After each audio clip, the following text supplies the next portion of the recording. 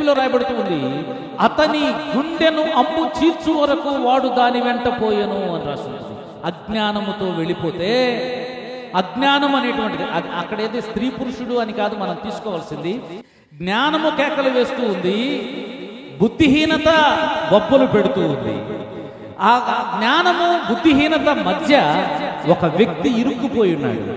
జ్ఞానము సంత వీధుల్లో కేకలు వేస్తూ ఉంటే రావట్లేదు, పరిశుద్ధత కేకలు వేస్తుంటే రావట్లేదు, దేవుని బిడ్డలు దేవుని వాక్యము ప్రకటించబడుతుంటే రావట్లేదు.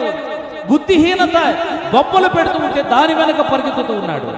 జ్ఞానం వైపు వచ్చేవాళ్ళు సురక్షితంగా క్షేమంగా ఉంటారు.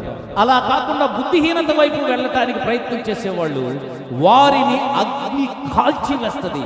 బైబిల్ చెప్తూ ఉంది, వాని గుండెలోనికి బాణం గుండెలో చీల్చుకుపోతే ఎట్లా ఉంటుందో ఒకసారి ఆలోచన చేయండి. వ్యభిచారం కూడా అలాంటిదే అని చెప్తున్నాడు, అజ్ఞానం కూడా అలాంటిదే అని చెప్తున్నాడు.